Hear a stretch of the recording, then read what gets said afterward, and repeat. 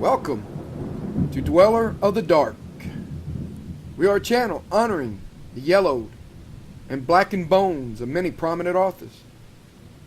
We will be digging up several obscure, strange, and forgotten authors who influenced many of the great horror, science fiction, and fantasy writers today.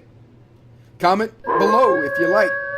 If you have authors that you'd like to see recognized, list them in the comments, or contact our author page. Subscribe for more tales of the horrifying, obscure, strange, and forgotten. We'll have quite a collection climbing out of the tombs. If you like any of our tales, hit the like button below. You can find us on Facebook at Jeffrey LeBlanc Horror Writer, on the official website at jeffreyleblanc.com, on Amazon and Twitter at Jeffrey J. LeBlanc. Tonight, we again introduce the great Robert Albert Bloch. He was a fiction writer with a diverse array of stories in crime, horror, fantasy, and science fiction. Bloch is best known as the writer of Psycho that led to Alfred Hitchcock's masterpiece, many great tales on Rod Serling's Night Gallery, and the Hammer horror film classic, The House That Dripped Blood. Robert Bloch's fondness for humor and horror is evident in puns. This could be seen in the titles of his story collections, such as Tales in a Jugular Vein, Such Stuff as Screams Are Made Of, and Out of the Mouths of Graves. Then there's the classic Bloch favorite line, I have the heart of a child. I keep it in a jar on my shelf. There are hundreds of Bloch short stories and over 30 novels. Robert Bloch was one of the youngest members of the Lovecraft Circle. His professional writing career began immediately after high school graduation at the age of 17. He was a protege of H.P. Lovecraft, who was the first to seriously encourage his talent. Robert Bloch won numerous awards in writing. He won the Hugo Award, that Hellbound Train, the Bram Stoker Award, and the World Fantasy Award. Bloch served a term as president of the Mystery Writers of America in 1970. He was a member of the Mystery Writers of America, the Science Fiction Writers of America, the Writers Guild of America, the Academy of Motion Picture Arts and Sciences, and the Count Dracula Society. The Secret in the Tomb was written by Robert Bloch and published in May 1935 as part of Weird Tales, Volume 25, Issue 5. It was described in the magazine as an eldritch tale of stark horror and a terrible rendezvous in a hidden mausoleum. The story focuses on the last descendant in a long line of sorcerers who is psychically drawn to an ancient tomb of a long-dead ancestor. He is journeying into the crypt to learn of a diabolical family secret. What is the secret of the tomb? Will our narrator escape once he learns the diabolical family secret?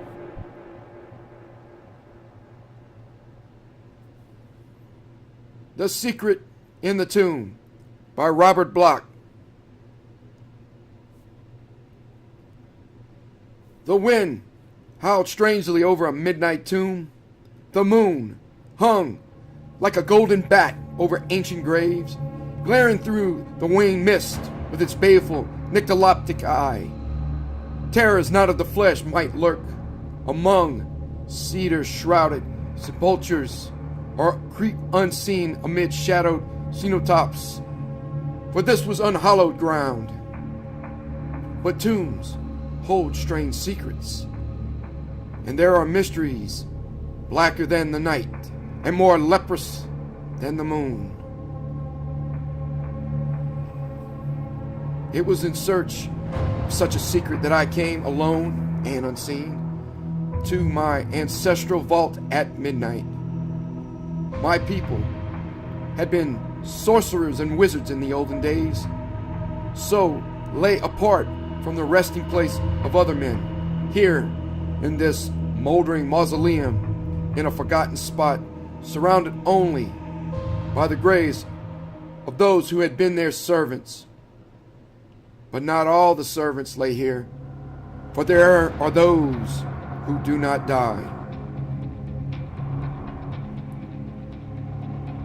On through the mist I pressed, to where the crumbling sepulchre loomed among the brooding trees. The wind rose to torrential violence as I trod the obscure pathway to the vaulted entrance, extinguishing my lantern with malefic fury. Only the moon remained to light my way in a luminance unholy, and thus I readied the nitrous, fungus-bearded portals of the family vault. Here the moon shone upon a door that was not like other doors, a single, massive slab of iron embedded in monumental walls of granite. Upon its outer surface was neither handle, lock, nor keyhole, but the whole was covered with carvings portentous of a leering evil, cryptic symbols whose allegorical significance filled my soul with a deeper loathing than mere words can impart. There are things that are not good to look upon, and I did not care to dwell too much in thought on the possible genesis of a mind whose knowledge could create such horrors in concrete form. So, in blind and trembling haste, I chanted the obscure litany and performed the necessary obeisances demanded in the ritual I had learned. And at their conclusion, the cyclopean portal swung open.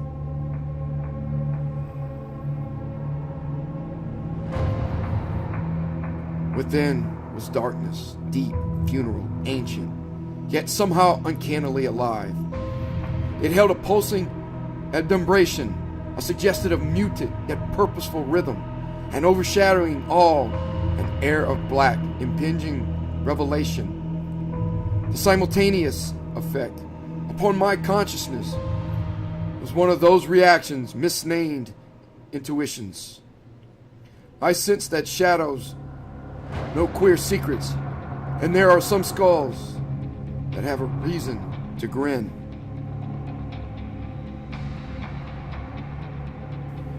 Yet I must go on into the tomb of my forebears. Tonight, the last of all our line would meet the first.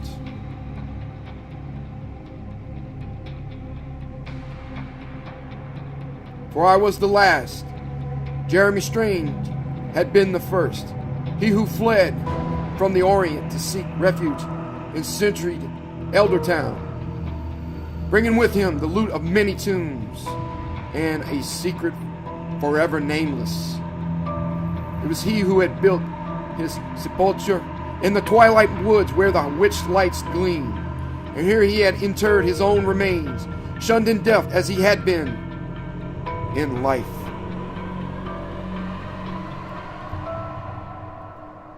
But buried with him was a secret, and it was this that I had come to seek. Nor was I the first in so seeking, for my father and his father before me, indeed, the eldest of each generation back to the days of Jeremy Strange himself, had likewise sought that which was so maddeningly described in the wizard's diary, the secret of eternal life after death. The musty, yellow tome had been handed down to the eldest son of each successive generation, and likewise, so it seemed, the dread, atavistic craving for black and accursed knowledge, the first for which, coupled with the damnably explicit hints set forth in the warlock's record, had sent every one of my eternal ancestors, so bequeathed to a final rendezvous in the night to seek their heritage within the tomb. What they found, none could say, for none had ever returned. It was, of course, a family secret. The tomb was never mentioned. It had, indeed, been virtually forgotten.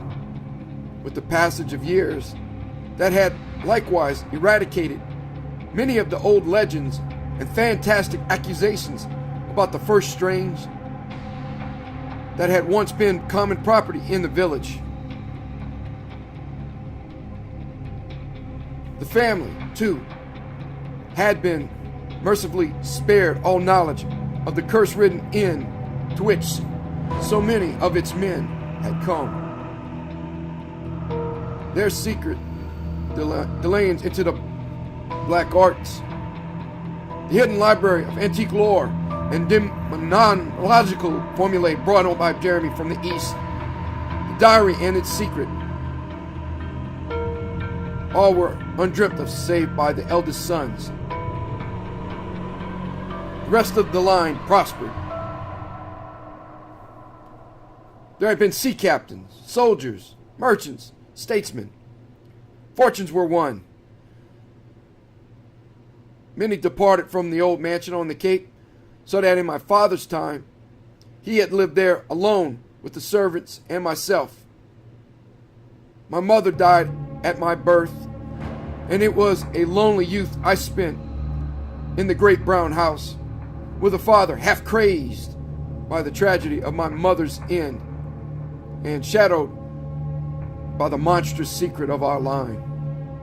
It was he who initiated me into the mysteries and arcana to be found amid the shuddery speculations of such blasphemies as the Necronomicon, the Book of Ibon, the Kabbalah of Sabaoth, and that pinnacle of literary madness, Ludwig Prinz, Mysteries of the Worm. There were grim treatises on anthropomancy, necrology, lycanthropical and vampiristic spells and charms, witchcraft, and long rambling screeds in Arabic, Sanskrit, and prehistoric ideography on which lay the dust of centuries. All these he gave me and more. There were times when he would whisper strange stories about voyages he had taken in his youth, of islands in the sea, and queer survivals spawning dreams beneath Arctic ice.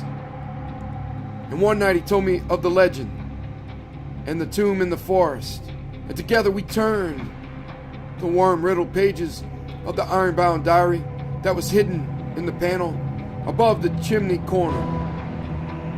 I was very young, but not too young to know certain things, and as I swore to keep the secret as so many had sworn before me, I had a queer feeling that the time had come for Jeremy to claim his own.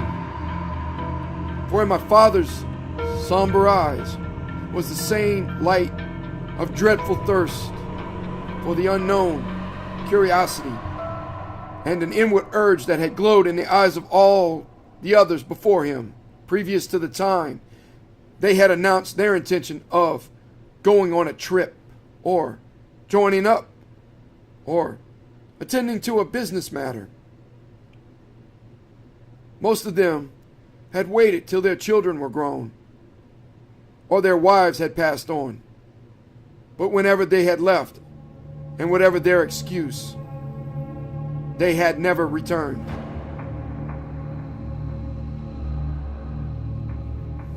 Two days later, my father disappeared after leaving word with the servants that he was spending the week in Boston. Before the month was out, there was the usual investigation and the usual failure. A will was discovered among my father's papers, leaving me as sole heir, but the books and the diary were secure in the secret rooms and panels, known now to me alone. Life went on, I did the usual things in the usual way. Attended university, traveled, and returned at last to the house on the hill, alone. But with me I carried a mighty determination. I alone could thwart that curse. I alone could grasp the secret that had cost the lives of 7 generations, and I alone must do so. The world had naught to offer me, one who had spent his youth in the study of the mocking truths that lie beyond the outward beauties of a purposeless existence, and I was not afraid. I dismissed the servants, ceased communication with distant relatives and a few close friends, and spent my days in the hidden chambers amid the elder lore, seeking a solution or a spell of some potency as would serve to dispel forever the mystery of the tomb.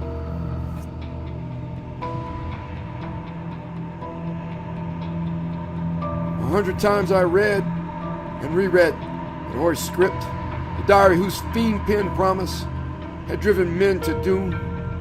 I searched amid the satanic spells and Kabbalistic incantations of 1,000 forgotten necromancers, delved into pages of impassioned prophecy, burrowed into secret legendary lore, whose written thoughts writhed through me like serpents from the pit. It was in vain. All I could learn was the ceremony by which access could be obtained to the tomb in the wood. 3 months of study had worn me to a wraith and filled my brain with the diabolic shadows of charnel-spawned knowledge. That was all. And then, as if in mockery of madness, there had come the call. This very night, I had been seated in the study, pondering upon a maggot-eaten volume of Hieroglyphs Occultus, when without warning, I felt a tremendous urge keening through my weary brain. It beckoned and allured with unutterable promise, like the mating cry of the Lamia of old. Yet at the same time it held an inexorable power whose potency could not be defied or denied. The inevitable was at hand. I had been summoned to the tomb. I must follow the beguiling voice of inner consciousness. That was the invitation and the promise that sounded my soul like the ultra-rhythmic piping of trans-cosmic music. So, I had come, alone and weaponless, to the lonely woods and to that wherein I would meet my destiny.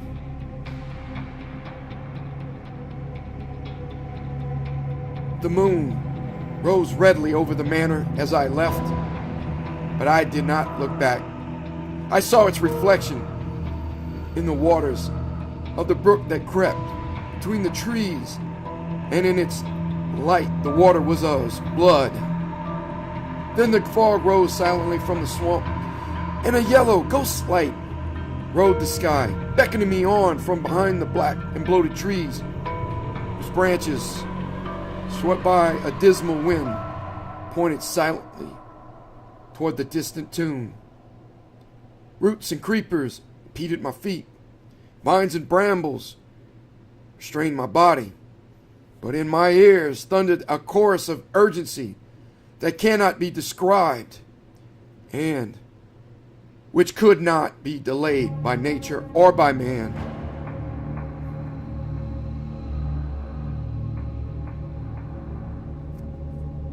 Now, as I hesitated upon the doorstep, a million idiot voices gibbered an invitation to enter that mortal mind could not withstand.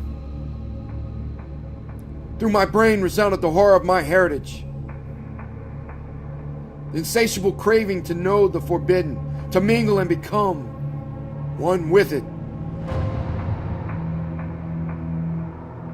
Paean of it, hellbound music crescendoed in my ears, and earth was blotted out in a mad urge that engulfed all being. I paused, no longer upon the threshold.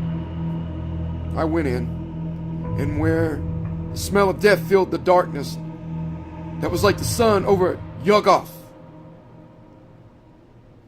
the door closed, and then came what? I do not know. I only realized that suddenly I could see and feel and hear, despite darkness and dankness and silence.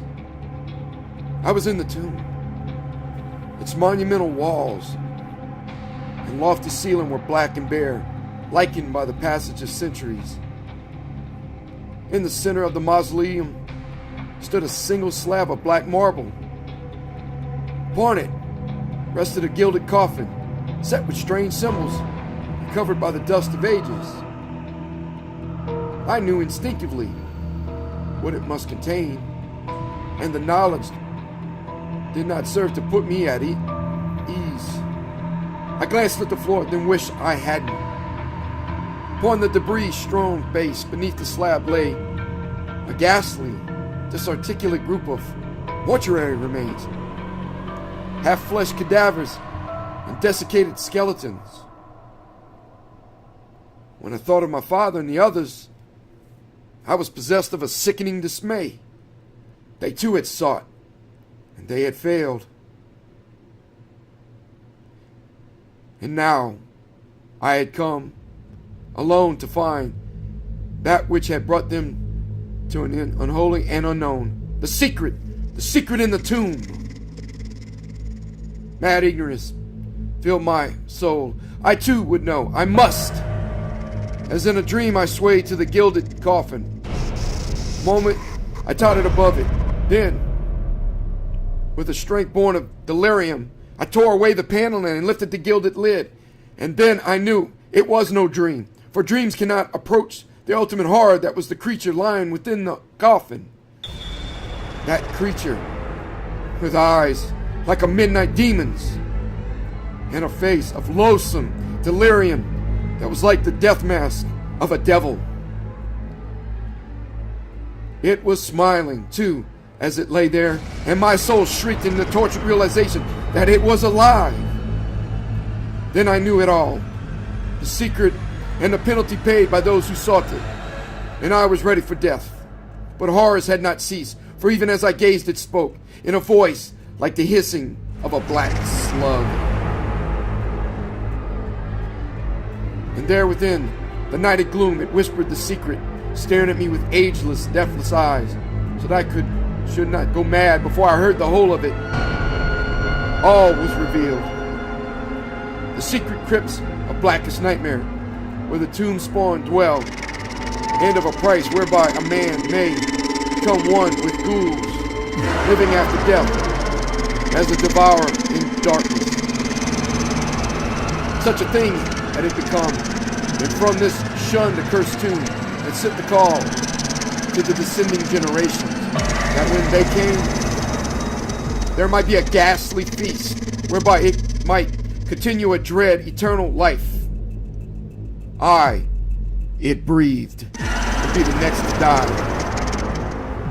And in my heart, I knew that it was so. I could not avert my eyes from its accursed gaze, nor free my soul from its hypnotic bondage. The thing on the bier cackled with unholy laughter.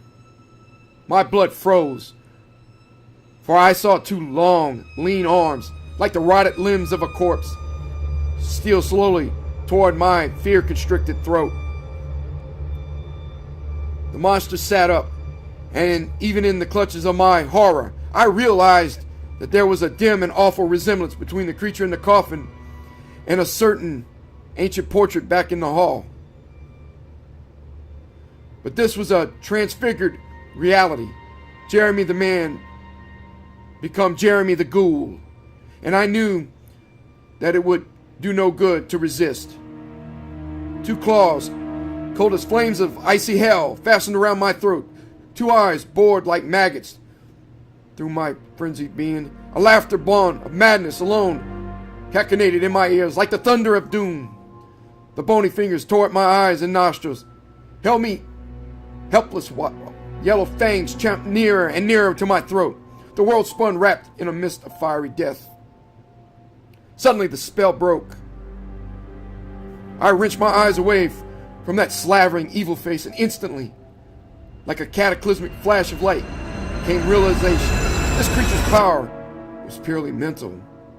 By that alone were my ill-fated kinsmen drawn here, and by that alone were they overcome.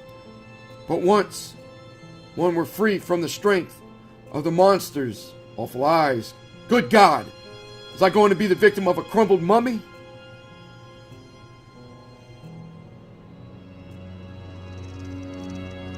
My right arm swung up, striking the horror between the eyes. There was a sickening crunch, then dead flesh yielded before my hand as I seized the now faceless lich in my arms and cast it into the fragments upon the bone-covered floor. Streaming with perspiration and mumbling in hysteria and terrible revulsion, I saw the moldy fragments move even in a second death. A severed hand crawled across the flagging upon musty, shredded fingers. A leg began to roll with the animation of grotesque, unholy life. With a shriek, I cast a lighted match upon the loathsome corpse. And I was still shrieking as I clawed open the portals and rushed out of the tomb and into the world of sanity, leaving behind me a smoldering fire from whose charred heart a terrible voice still faintly moaned its tortured requiem to that which had once been Jeremy Strange.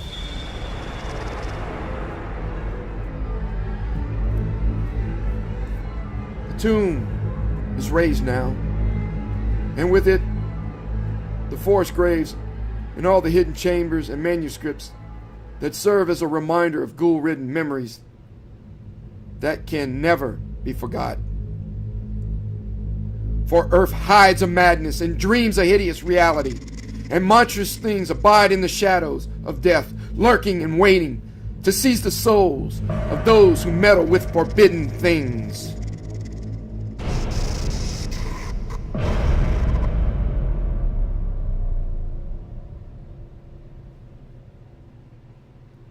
Thank you for listening. Good night.